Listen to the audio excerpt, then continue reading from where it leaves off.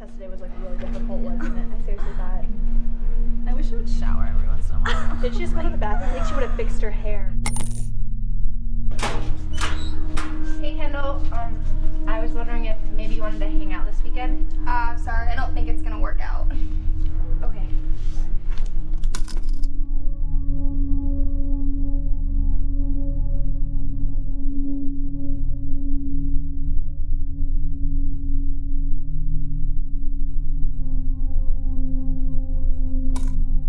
Hey, I heard you asked out Kendall. I didn't know you liked girls.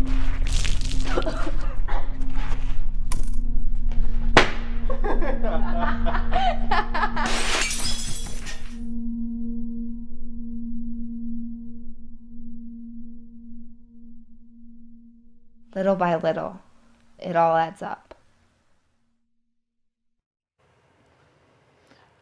Welcome back to Let's Talk to the Experts. Again, in watching the public service announcements with regards to bullying, one of the things that I noticed is they really do pull your heartstrings. And Paul, I don't know what we're seeing here, and I don't know if we even have statistics yet, but in the States, there's such a high correlation now and strong correlation between suicide rates and bullying.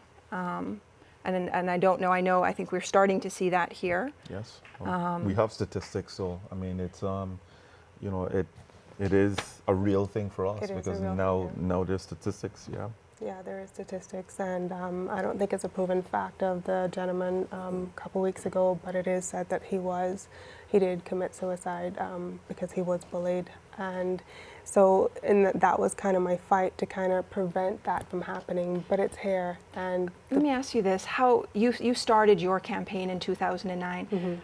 How frustrating is it for you that in 2009, I don't know whether you were heard, but that you're watching young people die in relation to bullying, and you're seeing the incidences of bullying increasing, mm-hmm. And your own son, you'd come on television before and spoken about your son's experience with it. How frustrating is it for you that in 2009 you started this and we're now in 2013?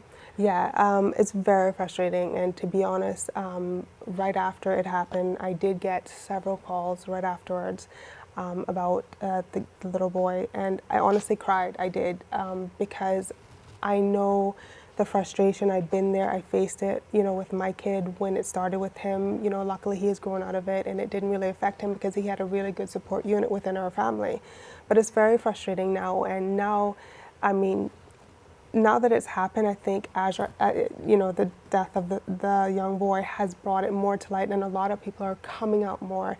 And I think that's the good part about it all. It's now people are coming out more. And so you're seeing movement as you kind of watch this? Yes, as everything is unfolded over the last few weeks, a lot more people are coming out front, you know, with it, and they're not scared of talking up now, and they're taking it much more seriously now. Whereas before it was, oh, kids will be kids. You know, it's just a natural part of growing up, and that was kind of what they all chalked it up to. And I think now with all of this and some videos that surfaced and everything else, it's more in their face, and more people, they're taking it much more seriously now. And I've heard PSAs, I want to say it's Rooster that I've heard them on. It is Rooster. So there's PSAs, so public awareness and knowledge and educating the public on what bullying is. So if you could briefly sum up, because I think some people are confused as to what exactly bullying is. What is bullying? If we could really briefly define it, what would that be? Bullying is when you have an intent behind it, and it's something intentional to either hurt, humiliate, ostracize, or you know, set a person aside from the others. That's where bullying is, and that's where a lot of people start to think it's child's play, the teasing, you know, the on the playground, the pushing and the name calling, and they're like, oh, it's all kids play. And it's kids play if everyone is on the same play field and it's all fun and games and they're friends. But the minute they start to get, it's imbalance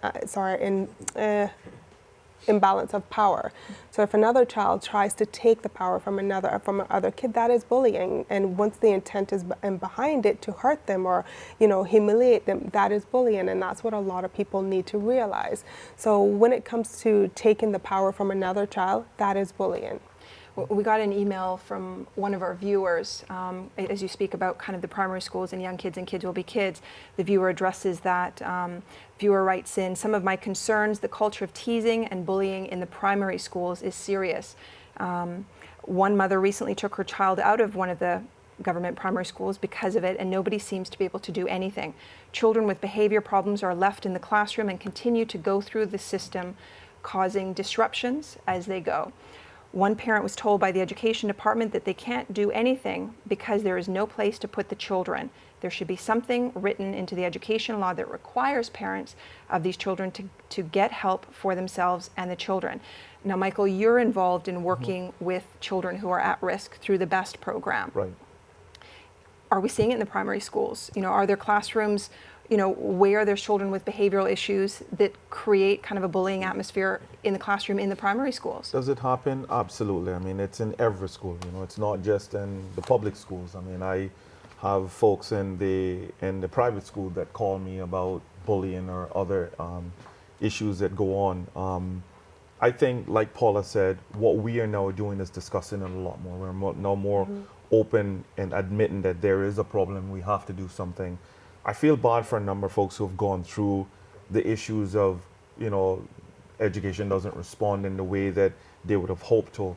I think we've come a long ways in the last year, even the last 2 years since BEST have been up and running. A lot of those kids are being addressed. It's not as, I know people want us to go faster, but the unfortunate part is that there's not a lot of me to go around. I've just hired another person that I believe that will continue to strive towards improving the system.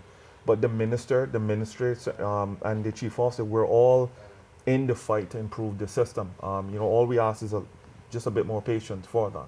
Okay, so it's a situation where they're aware of the issues, absolutely, and the issues are being addressed. Absolutely, absolutely. You know, we you know, when I came into the system 3 years ago, you know, we didn't know how many at-risk kids that were in each school. Now we know that. We are able to identify that because people thought that once we identify the kids, they will be ostracized or they will be stigmatized.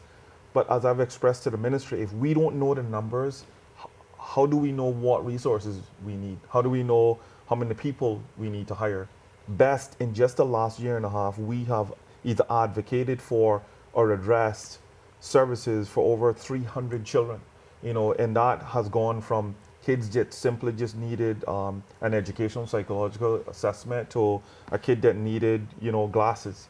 You know, so I mean, all of that is currently being addressed. All right, we're going to take a short break right here, but when we return, we're going to find out how Youth Anti-Crime Trust is going to be addressing bullying through their upcoming pilot. Stay with us.